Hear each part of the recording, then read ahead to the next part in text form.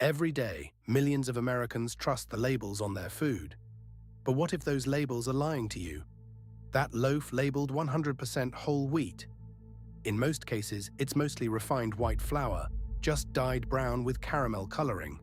The FDA allows bread to be called whole wheat even if whole wheat isn't the primary ingredient. You're paying premium for a paint job.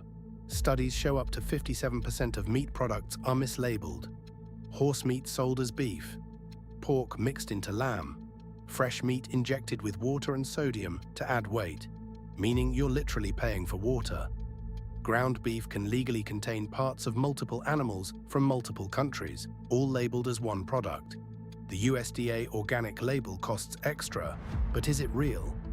The largest organic food fraud in US history involved millions of pounds of conventionally grown grain sold as certified organic. A federal investigation found 40% of organic products tested positive for prohibited pesticides. You paid organic prices. You got conventional food.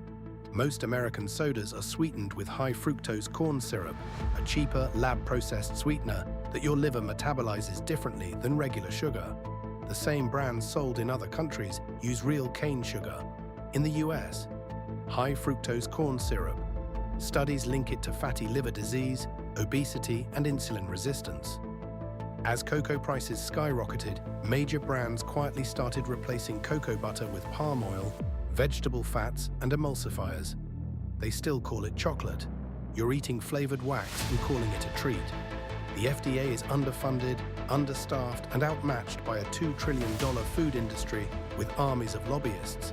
Food companies exploit legal gray zones, vague definitions, and lax enforcement to cut costs and maximize profits.